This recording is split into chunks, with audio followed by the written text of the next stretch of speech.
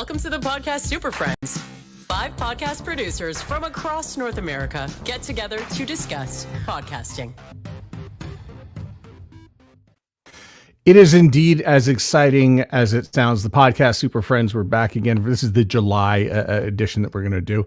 As we welcome all the Super Friends in the throes of summer, coming off a Canada Day and followed by a 4th of July and Independence Day down in the States where you get that little, we'll take the 5th off as well. So that's why things might seem a little slow for the people we're going to talk to today as we'll go around.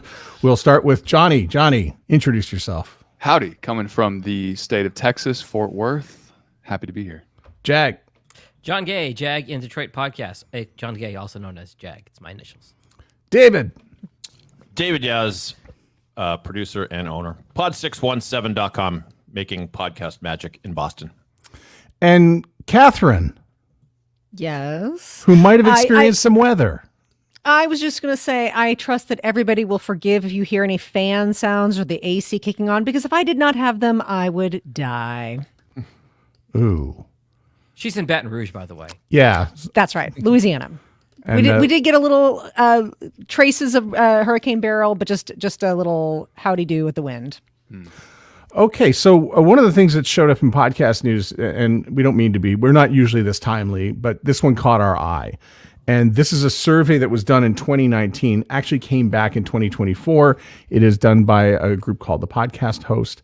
And 2019, they asked people, what are you using for equipment? And they had a survey. And they figured, 5 years have gone by, and there's been a pandemic in the middle.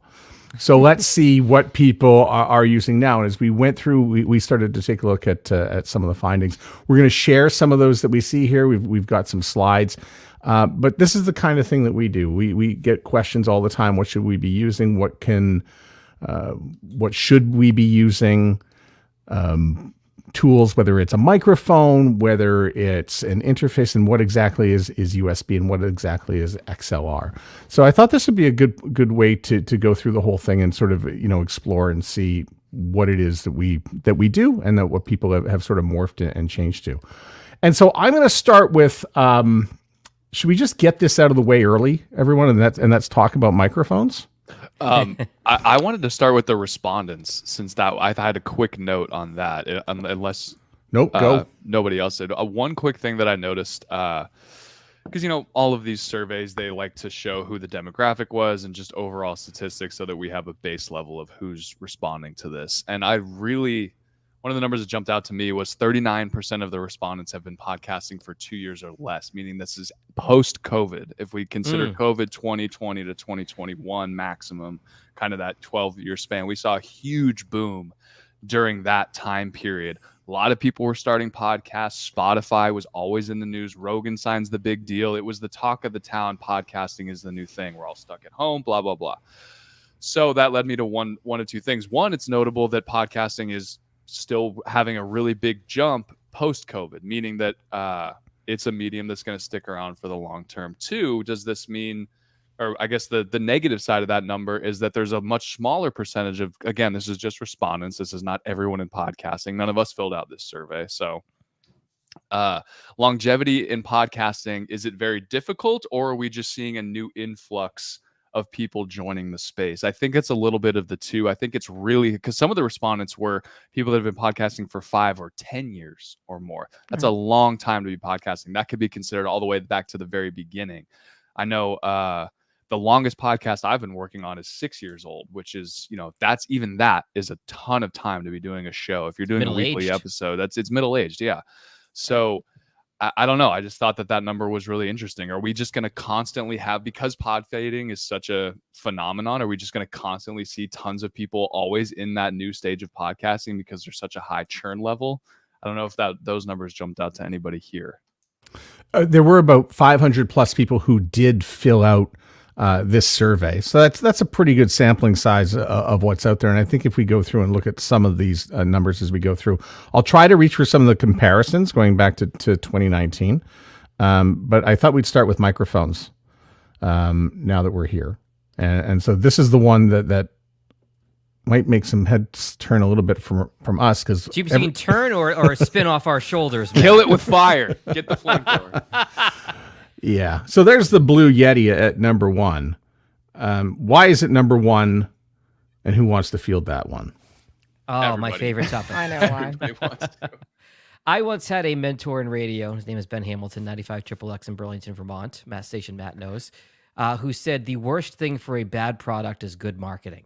And that is how you sum up the Blue Yeti. Their SEO is great. If you Google what podcast mic should I get, you get the Blue Yeti.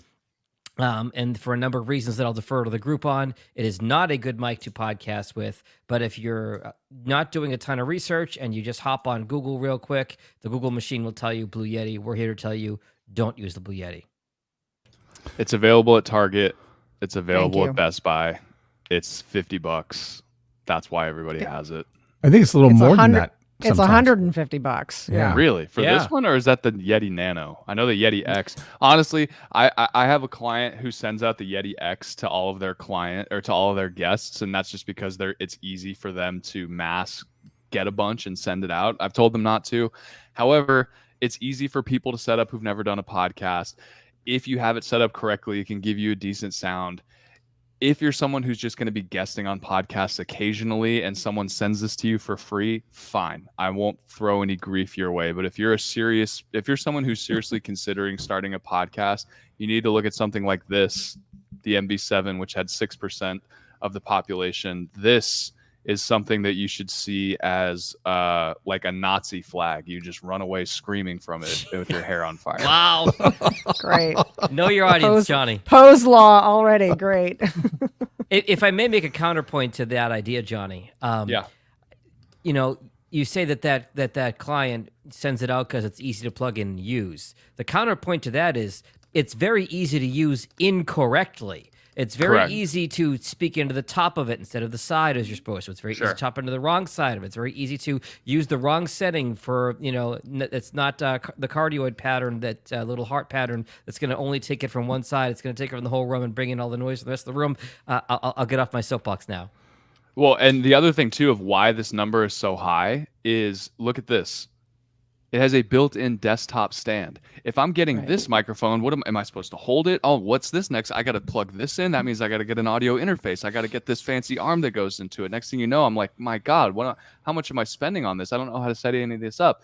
This is so appealing to so many people because it literally is just, now I'm podcasting. There's another reason why it might be popular, and that's that it purports to be a good mic for more than one person at the same time. It's got settings on there that I know. And I used to do this in my early days of podcasting, and it sounds like echoey, a bunch of people in a room. It sounds like what you might think it might sound like. I think what we would probably agree on this panel is if you have two people in the same room, you need an interface to plug in two mics, because does anyone know, is there a mic on the market that really would be quality enough to have a bunch of people sit around? I don't think so. No, there's not. But and I feel like everyone here probably, like, I know my first podcast that I started with my college roommate, we used this microphone and we literally just set it in between us and we just talked back and forth. And I feel like that was like 2018. So a lot of this information, granted, I probably could have Googled a little bit harder, but I feel like this is kind of where everybody starts. But I think now in 2024, there's just too much information out there. Shows like this, people on Twitter, people on YouTube. There's just way too much information out there to be like, how do I get a great sounding podcast? If you do just a little bit more research, you'll find that there is a step beyond the Blue Yeti. You can avoid that kind of beginner's hurdle, save yourself $150 and get a really nice sounding microphone. And make no mistake, this is important, and I don't know if that's why you started here, Matt, but as far as like if you only have like $100 to launch your podcast, I would say buy a mic. I mean, you can get the where is it? The number 2 on the 2024 bit there, the Samson Q2U. You can get that for like $65. So And Matt, I'm so glad you brought up this slide, because I found this to be the absolute most depressing slide of the entire slide deck. nobody learned anything. Can you guess why? Are you going to say Because built-in mics? Yes, thank you very much. Number 4 of all that we're trying to get people to understand about microphones, that would be the number 4 in 2024. It's on the climb. Number 4 with a bullet. Built-in mics. Well, you know making a why though? comeback. You know why though? Let me just defend it for 2 seconds, and this is just like me totally playing devil's advocate. The new MacBooks really have stepped up their internal microphone game. I've produced a number of podcasts in the past year where the guest has had a microphone plugged in. It didn't sound great, and I say just try the internal microphone. Just switch to that on Riverside or whatever platform we're on, and it sounded 10 times better. Wow. Again, this is all from a guesting perspective. You're not someone who has a podcast. You're just guesting on one. That should be an absolute last resort. But I will say, Catherine, just loving counterpoint, as you like to say, they have improved a lot, which would explain the jump, I think, in that statistic. I'm still horrified from 2019 that the Blue Snowball was at number 2. I know. It's again ease of purchase, ease of It's use. ease, yeah. Yeah, and also I went to Best Buy and I just for fun said I'd like to buy a podcast microphone. I wanted to see what they would show me, and they showed me the Blue Yeti. Yeah. Okay. And I just yeah. They I like said, it why? Because they sell a lot of them. That's why. They sell a lot of them, and they think it's easy to sell. Yeah. Also, can we talk about the ATR 2100 and the Samsung Q2U? They're not. They look very boring. They don't look like special microphones, even though they're great. They're functional. But I know Jag did want to make a comment about Samsung Q2U. I do. So Johnny was just talking about newer laptops, and the same is true for some Windows laptops. The mics are getting better as well. So the ATR 2100 is made by Audio Technica. That's where the ATR comes from, and then the Samsung Q2U are generally what we'd recommend for a starter microphone if you're really on a budget. The Blue Yeti, I just checked Amazon, Johnny. It ranges between 80 and 150. These are typically closer to 60. What I have found in recent times, this is our audience might want to make a note of this. The new ATR 2100 called the ATR 2100X comes with a connection for XLR, of course, the little 3-pin. It also comes with both USB-A, that old school rectangle, and USB-C, that new smaller connection. I have found that some clients, if they get the typical Samsung Q2U or the older ATR 2100, which only comes with the old school USB-A cord, they may not have a port for that on a newer laptop. There may not be an old school USB pot, so you need an adapter. So I tell clients, not knowing what laptop they have, or they may not know what connection they have on the laptop if they're not super tech savvy, get the ATR 2100X. It's the same price as the Samsung Q2U. It comes with both cords, so you don't have to worry about finding an adapter or finding the right port in your computer. It's good to go out of the box. ATR 2100 is if you're on a budget, get that mic for starters. And I guess for people who are watching this right now and don't know what USB and XLR and the combo is, this is sort of a good graphic, but it also gives you a good idea of what people are using. USB mics, very popular at 36%, XLR 32.5%, but a lot of people doing the combo thing. And when we look at the top microphones on the list earlier, there was the Shure MV7, there was the ATR 2100, there was a Samsung Q2U in there. These are all very popular microphones. Those are all combo mics, just like you were talking about, Jag. Yeah, you have the option to use either cord depending if you're going directly into your computer or into some sort of recorder or interface. And PSA to the brand newbies, you're going to find something really cool. If you found this great life hack, it's amazing. It's on Amazon. It's called an XLR to USB cable. It's incredible. It doesn't work. Do not use it. I'm yeah. glad I'm you said sorry. that, 'cause I was Save like- your what? money. Yeah. Save your money. Don't do it. Last one here on the microphones. There's the big breakdown of the microphones as they roll out. Does anything catch anyone's eye? That Heil one's really expensive toward the end, isn't it, Matt? That's a really high-end microphone, isn't it? Which one? Yeah, Oh, the Heil. Yeah, the Heil PR40 clocks in at 1%. Anyone want to find the price on that one? On it.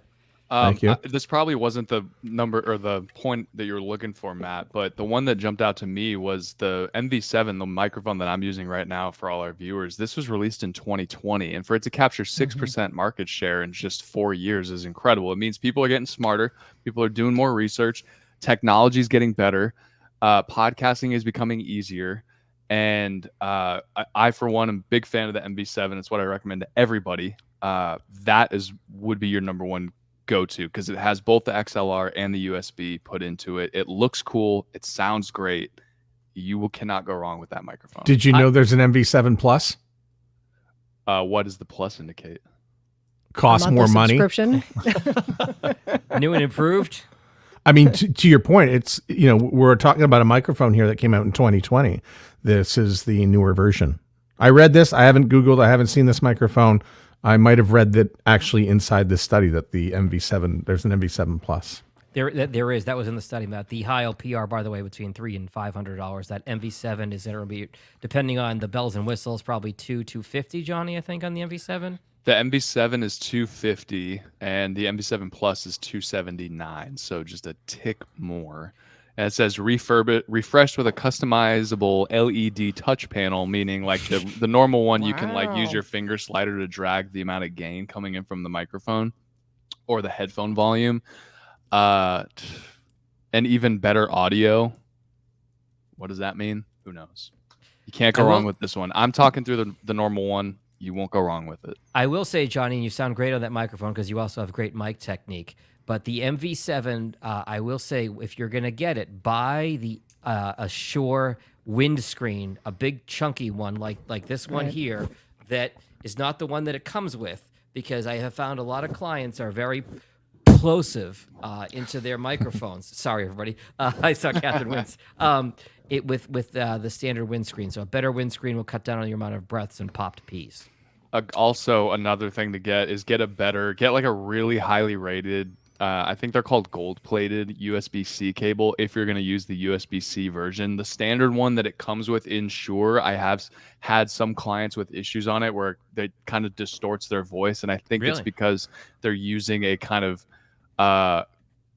cost-effective USB-C cable, which means it's a lower quality. So if you are going to use, there's some lag. It kind of gives this like Tin Man robot voice occasionally, I've seen. So I would go the XLR route. I mean, if you're really committed to doing this podcasting thing, which we'll get into in the next thing, Matt, with the interfaces, you want to do XLR. Catherine, do you have anything left to say about microphones, and is the ATR 2100 still your recommendation? I do like the ATR 2100. I do. I think it's a good solid one. I use it for traveling mics, and it's been a little workhorse. So I do recommend it. The bigger question is, do you, if we're talking to new podcasters out there, is it worth going with the Shure or what is it? I don't have that one. Budget. It's budget, because the Shure MV7 is like yeah. That's $250 versus $65 for a Samson. And the only thing I'd say in defense, we all have great mics. This is what we do for a living. We produce podcasts. So obviously we're going to go, we have to have the nice ones. I've heard some shows, by the way, where we didn't make it. What do you mean? Well, I've heard some shows where my microphone was too loud or too soft or something. Oh, okay. Well, just in case, I've had accidents. We ain't perfect. Of course. But that is a really good point, David. Yeah, I would just say if the drop off is not exactly commensurate in the price, I don't think. This isn't 3 times better a microphone than the Samson Q2U. You won't, in most cases, if you're using the mic properly. And by the way, you do have to play with it. And like, I recommend the Samson, and some of my clients who use it, though, they forget and they stray away from the mic, and you kind of got to stay on top of it.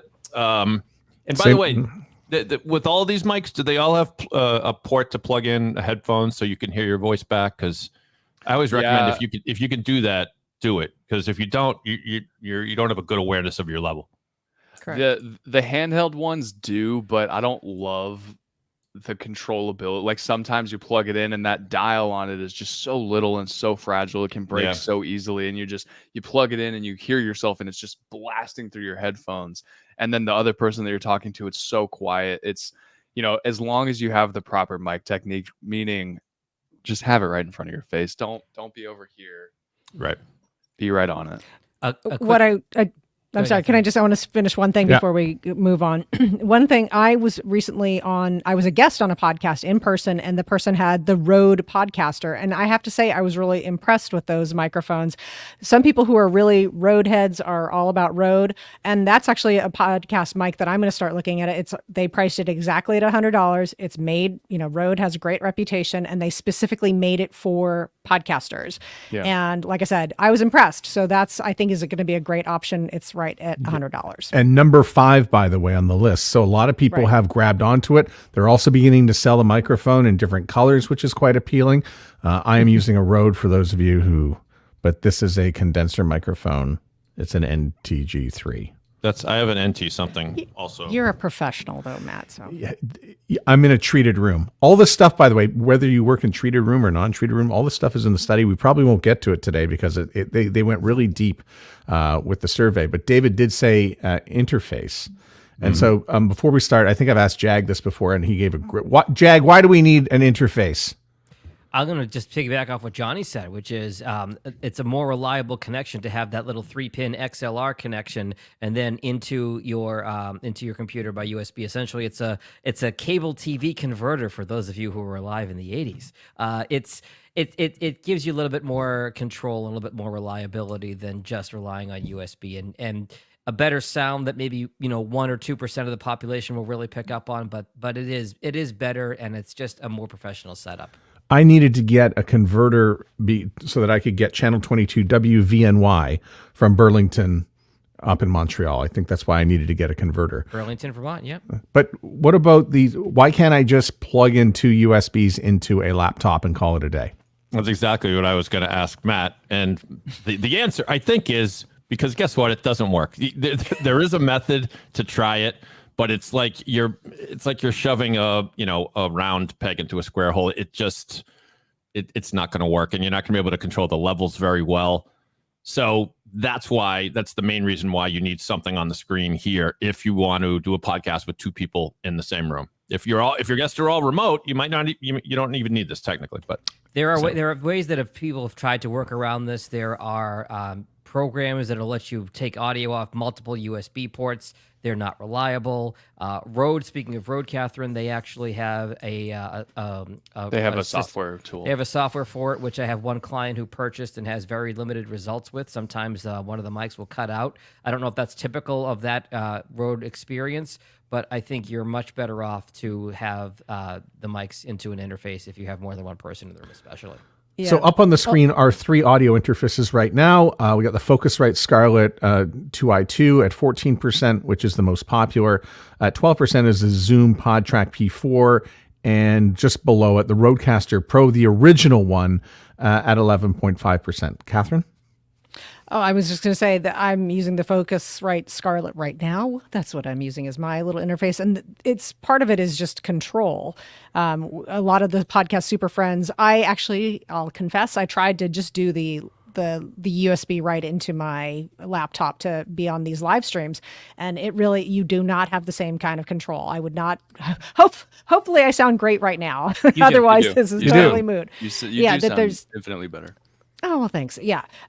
It is a matter of control and being able to be, you just don't have the same kind of control with the laptop function. It just is not there. So Matt, can you pull the graphic back I up? like the Focusrite. Yeah. Oh, you want this back now? Yes, please. So Catherine uses the Focusrite. I use the Focusrite right now. I know Jag's using the Focusrite right now. I know David's using the Rodecaster right now. I think Matt's probably using some kind of 1980s radio technology to get his audio through.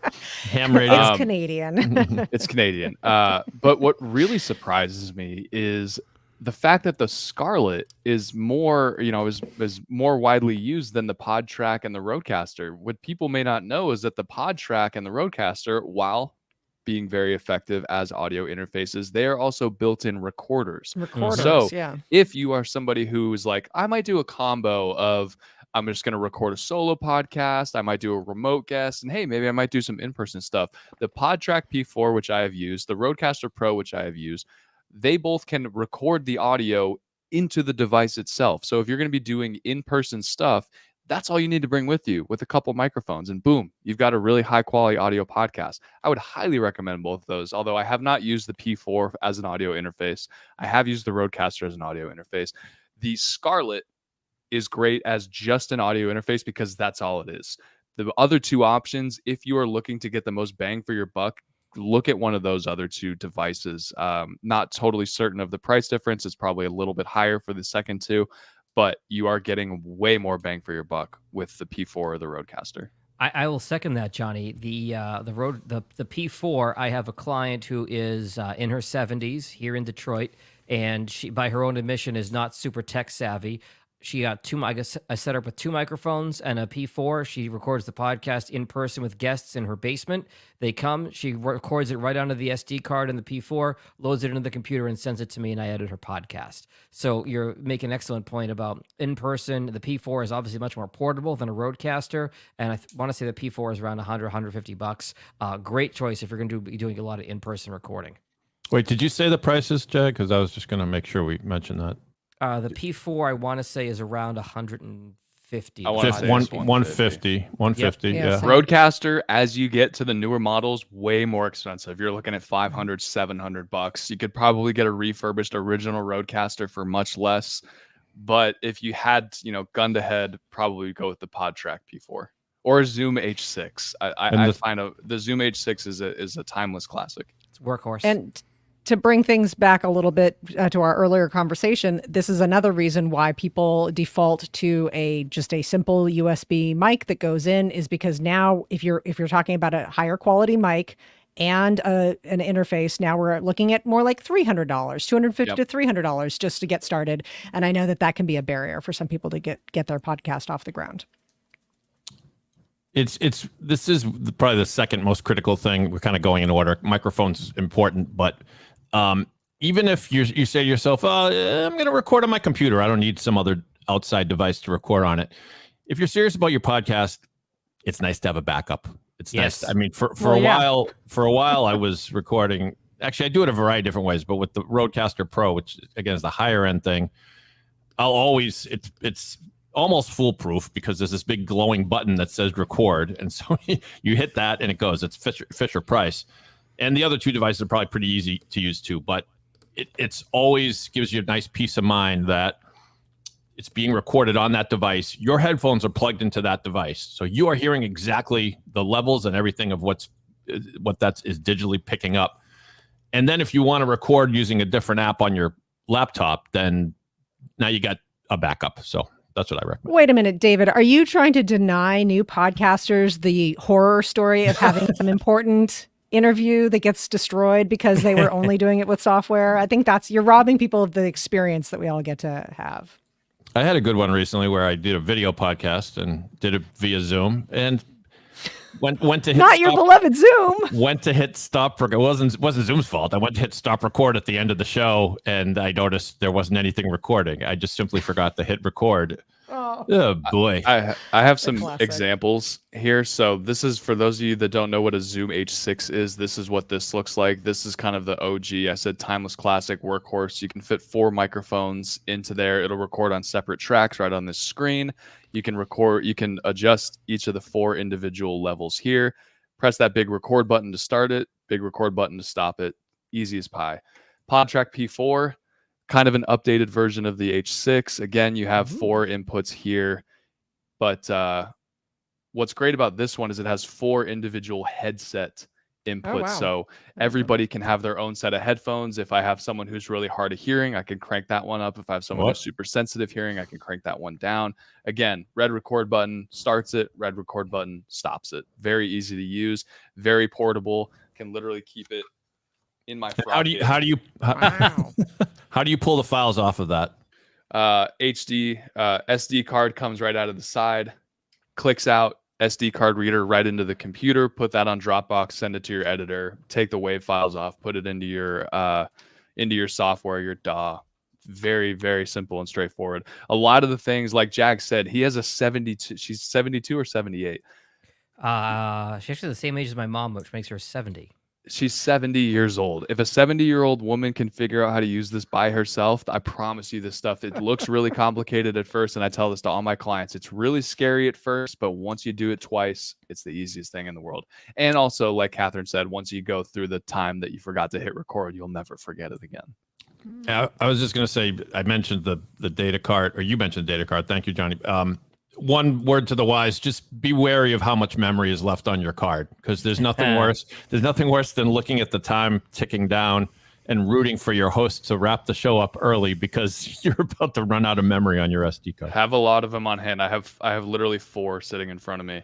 And then if we want to get deep, sorry, Matt, I'm just keep going. absolutely hogging this conversation right now. On these SD cards, you're going to wonder, what SD card do I want to use? For these, I don't know if you can see it. This is a SanDisk. SanDisk is great, but if you look right here on the furthest left side of this, you'll see a 10 with a circle on it. What does that mean? If it has, I consider myself very technically proficient. All I know is that if it doesn't have that 10 with a circle on it, it's not going to work. So have the 10 with the circle on it on the SD card. Get a 256 gigabyte one. You'll have literally 80 hours of recordable audio. You'll never worry about going over. You'll never worry about having to free up space. Just buy one, set it, forget it, and you're done. And a warning, because I've got an H5, somebody put an SD card that was too big into the H5 and it did not work. Yeah, So make sure that you're using the right one that's compatible. SD and micro SD, and then also Exactly. the specs. Yep. Yeah. Okay, so we could move in two directions here because we've mentioned them both in the last one. But what happens with the SD card, and where do we send it to? We're going to send it to probably to recording software, Or to one of us. Yes, exactly. That too. So this is the top podcast recording software. And so, we've already done shows in the past where some of this stuff does 2 and 3 different things. So, if it's a live stream, it also does that. So yeah, you can see, but these are just the responses. So what is your podcast recording software? There's Audacity at number 1. And I think we all know why that's it. Oh, we got Johnny is shaking his head. Well, we know why it's number 1. Keep going. It's free. Do we want to talk? No, we don't want to talk about that. Number 2 is Adobe Audition. Anyone here use that? Jag does. Jag, how much does that cost a month? I think it's 25, but I have the entire suite. And the entire Adobe suite is up to about $650 a year, which is pretty pricey. But again, Catherine, to the point earlier, we do this full time, so it's worth the investment for me. Let Catherine talk about Audacity. She uses that. Well, I do use that, but and I have good things to say. There are some things that Audacity does that are great compared to other editing softwares. I personally have moved a lot to Descript. So Descript is my number 1, and I do use Audacity for some things still that I like on Audacity. There are some plugins available. The thing about Audacity that I think is really great is there's a very active community for Audacity. So there's a lot of people who are passionate about it as a program, who are making plugins for it. Like you said, it is free. And like I said, there are some things that I think it does better. Noise reduction is actually, it's no studio sound, but if you're having a very simple edit, the Audacity noise reduction can be a real godsend for background noise or those kinds of things. So there's plenty of things that happen, but the key is there's a great community that are using Audacity and are passionate about it.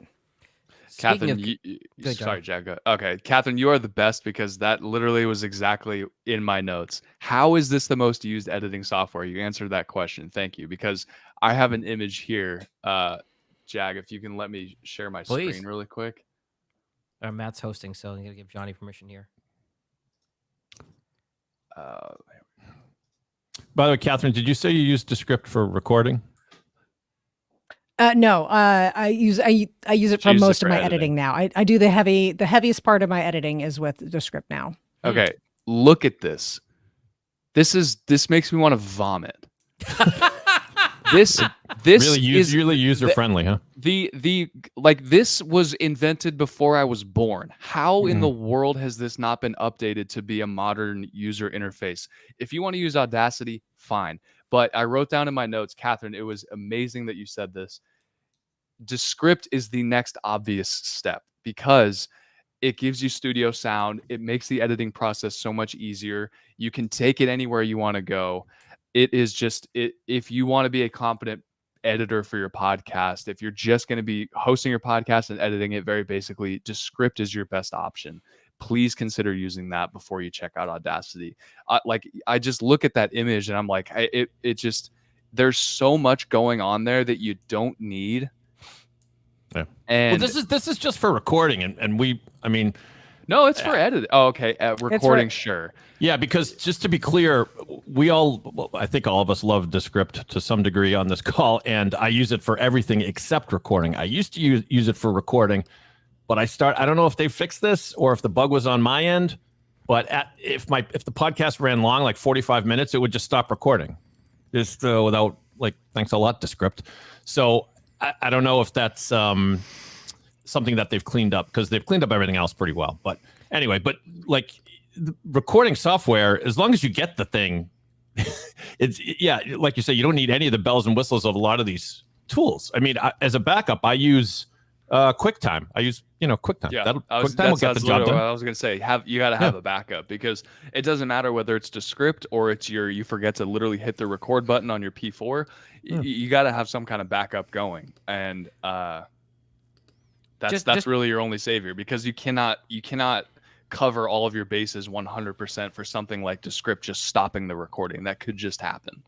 Just to clarify, Matt, I believe in the survey they differentiated between recording and editing software. Is that right? Which were we talking about here? In this? And We're just talking about recording. Technically. This was recording, but here's the editing. Oh.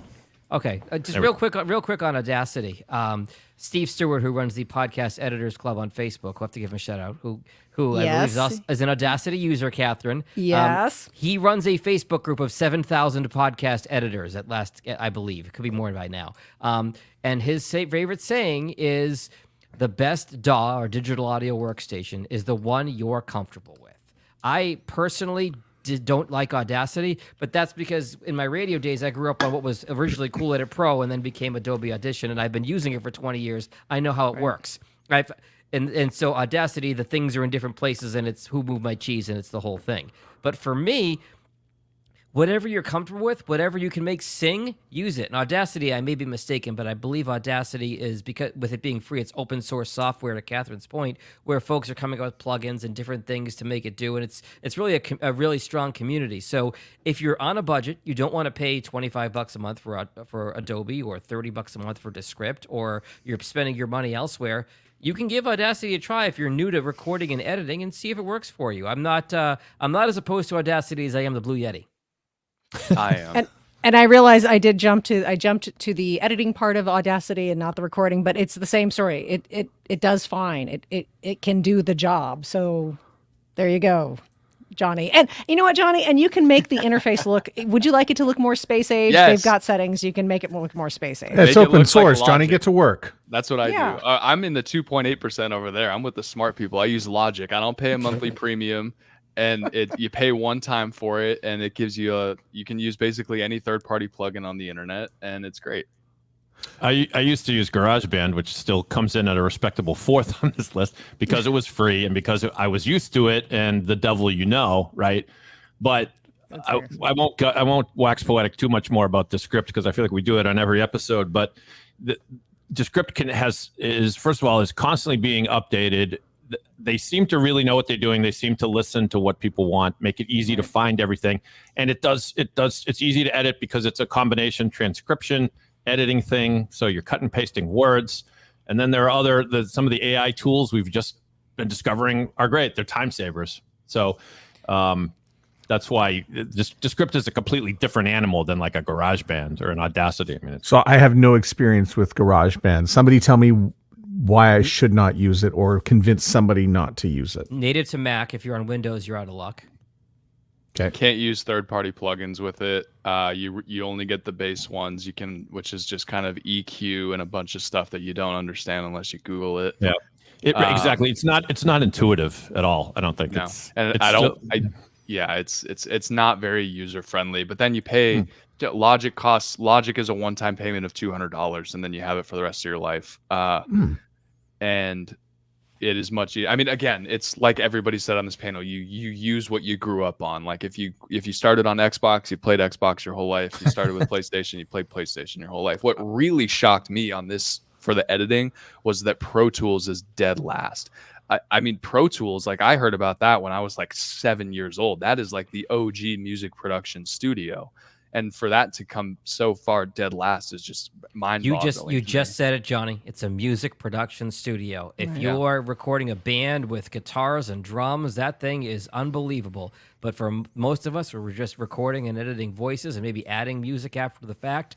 It's it's taking a, what's the phrase? It's like it's taking a You're machine taking gun a to a knife Ferrari. fight. Yeah. Yeah, you're bringing a Ferrari to the grocery store. So who would be using Pro Tools? It says 1%. Some of the top 1% podcasts that do need high-end production, stuff that comes out of Wondery. I know that some of the people who produce there at Wondery would use something like Pro Tools. Is there anything else on this list that anybody can comment on? Yes, Riverside. And I know that Descript has now acquired Squadcast, so Jag can speak a little bit more to that. But that just kind of gives rise to the concept of the all-in-one tool. Yeah. Right. You can record, you can edit, you can produce, you can upload, you can publish. I know Zencaster is trying to do all that. That is sort of seems, given this day, that seems to be where the wind is blowing. Can I do everything here? Why do I need to have Logic and Riverside and Descript? Why can't I just all do it in one kind of? Well, because I would have to learn something new, and we don't have time for that. But the other reason is there's also a bit of a divide here that you don't see on this chart, and that's, are you going to edit waveforms and sound, or are you just going to edit words? So there's a bit of a divide here. When we say editing, some people are just removing the words and letting the audio disappear, and there's others who will, like me, for instance, I'm in the other category. I use something called Twisted Wave, and I've used it again for about 10 years now, and I like it. So that's what I use to edit. Well, think about too, like a Descript or a Riverside, just very basic podcasting 101. We probably want to have some intro music with some audio layered over it. Okay, how do I upload my audio file to it? And then I can't have the audio, I can't have the music file be at 0 decibels. I need to drag that down to maybe like -20 so that people can actually hear what I'm saying over the music. Can I do all that in Riverside? I don't think so.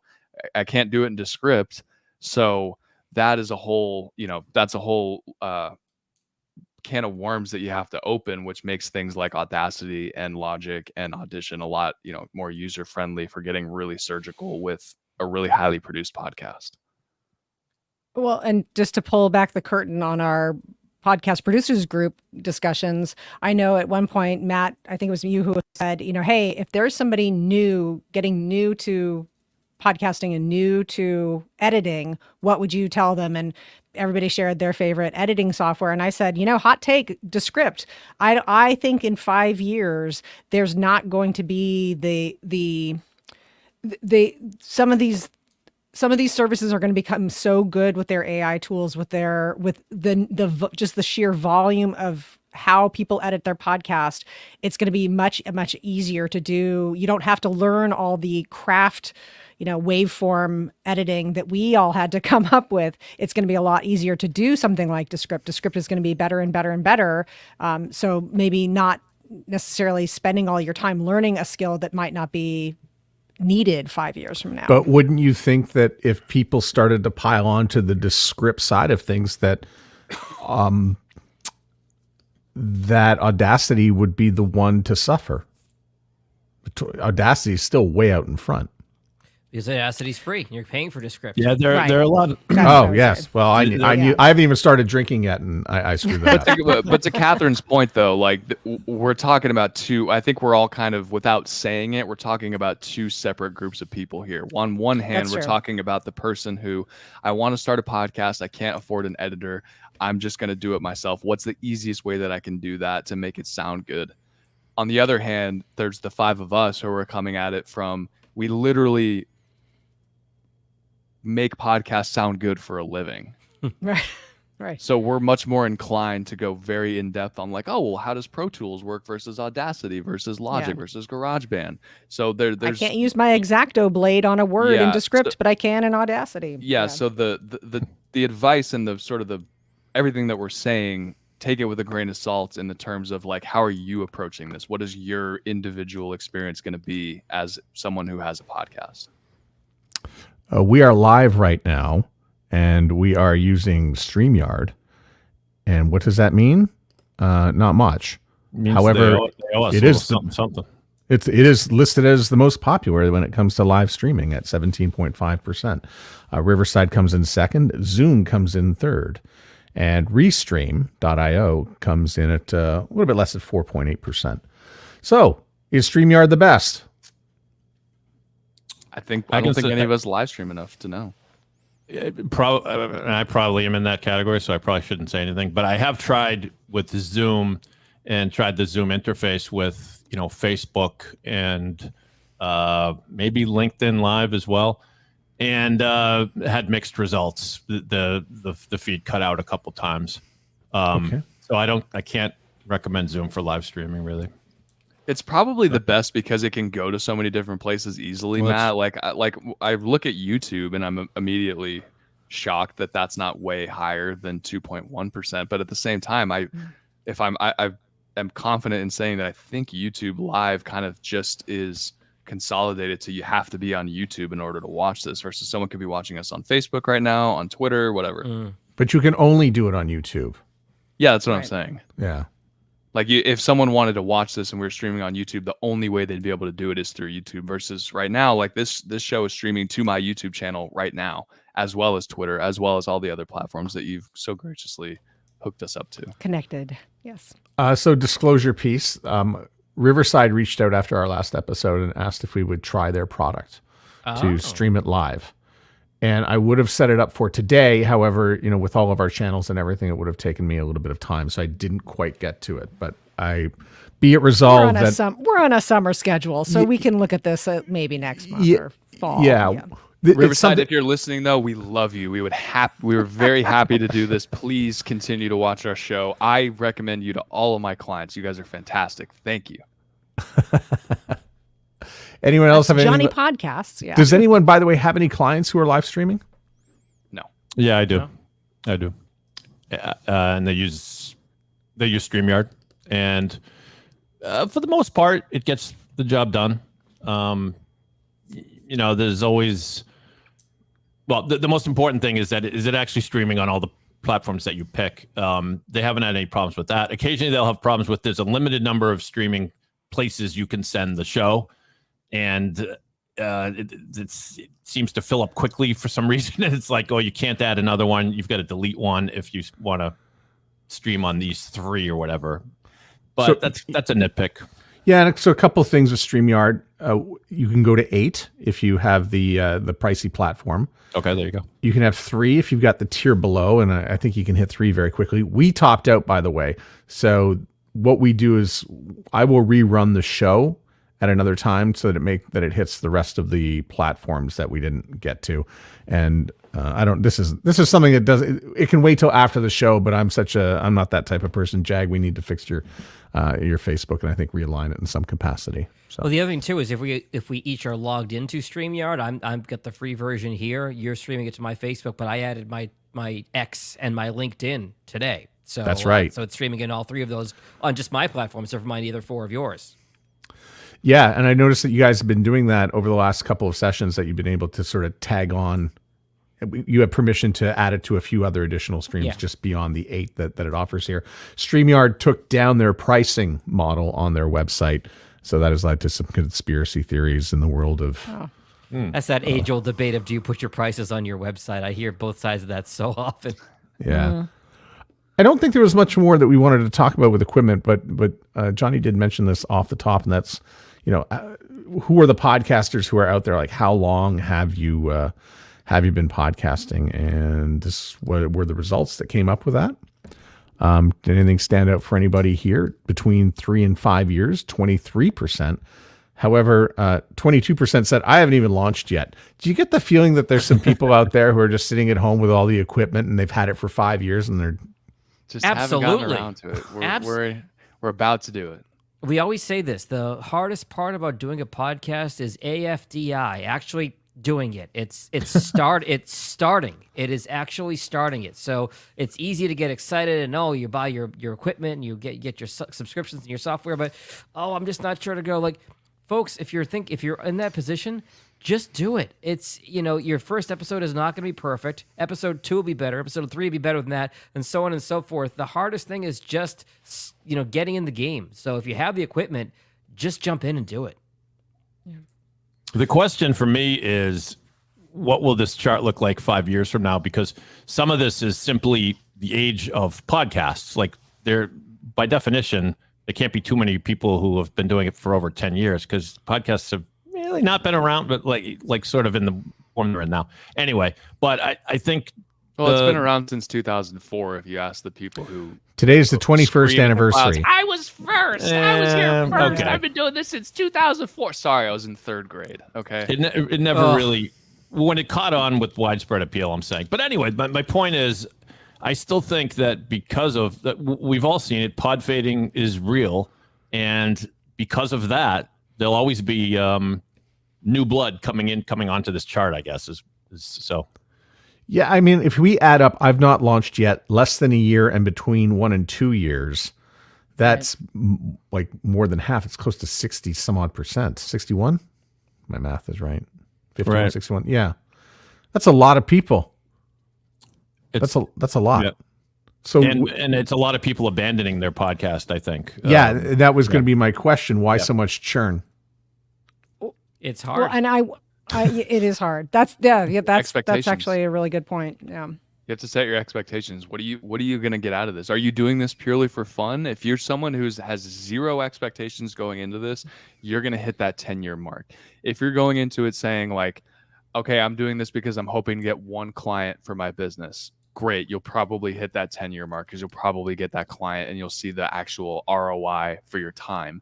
If you're going into it with these wild expectations of like, I'm going to be the next big thing, which I think and I'm going to make money out of the gate. I'm going to make money out of the gate. Yeah, you're the pod fade crowd. It happens. Yeah, it happens. Those people quit the quickest, I would say. But yeah, I totally agree. And it's just not the type of thing that you say, you know what, we're going to try this for a few months and see how it goes.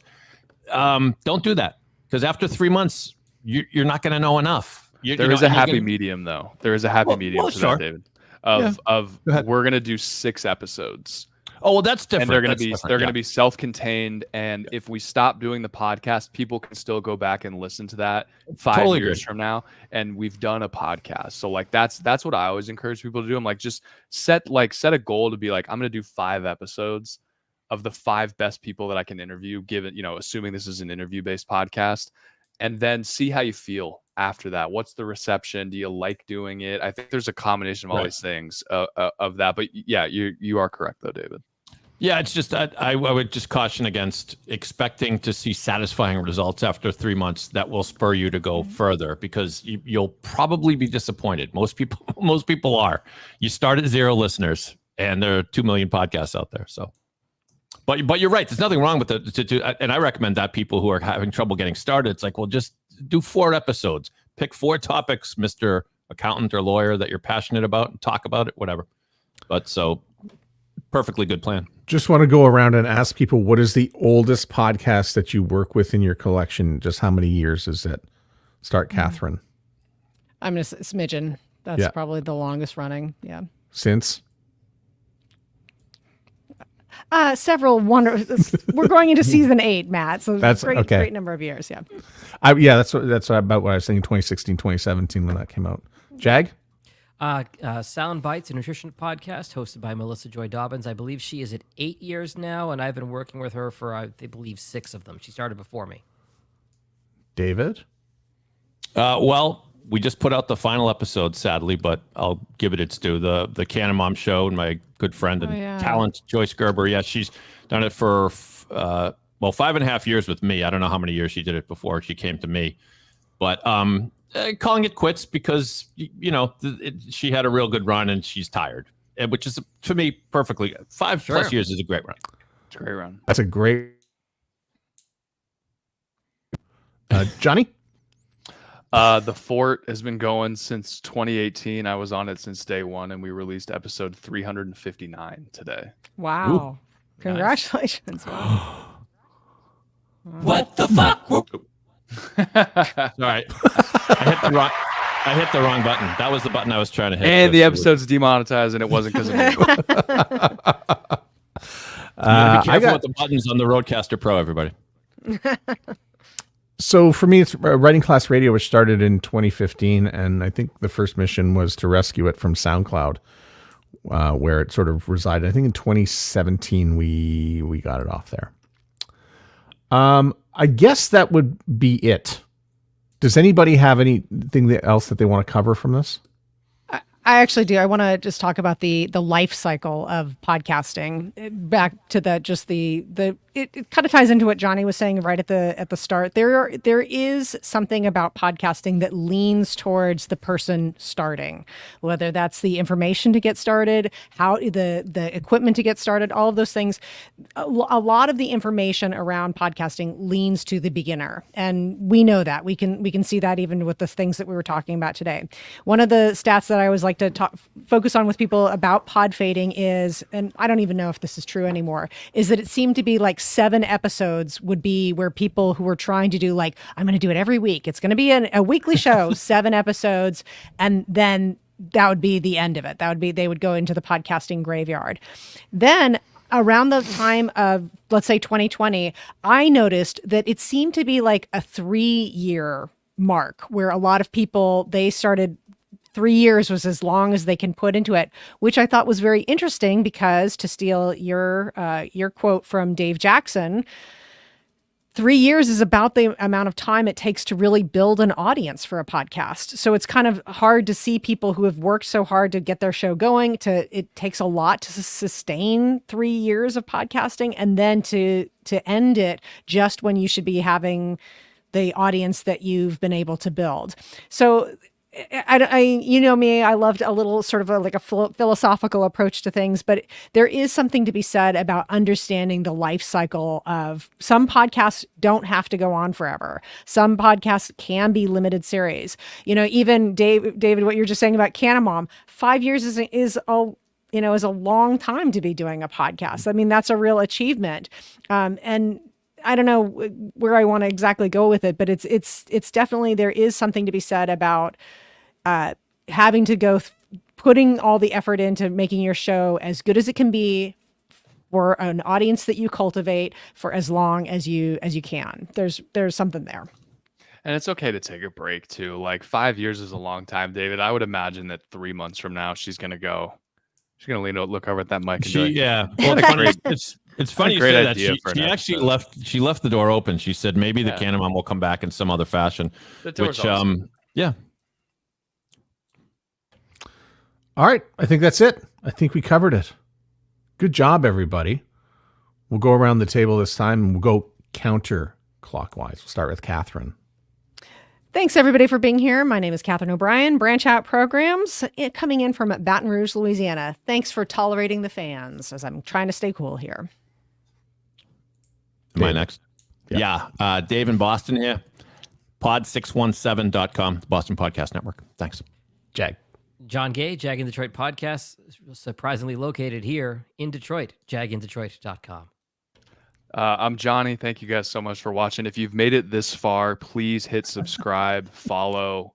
Make sure that you are going to get the next episode of the show in your feed. And so that we don't break our streak, David hosts a weekly music podcast. No! You said it, not me. Thank you so much for watching. TimeMachinePod.com. And I'm Matt Kundle from the Sound Off Media Company, the Sound Off Podcast Network, and we are located in Winnipeg, Canada. See ya. Thanks for listening to the podcast Super Friends. For a transcript of the show or to connect with the Super Friends, go to the show notes of this episode or go to soundoff.network.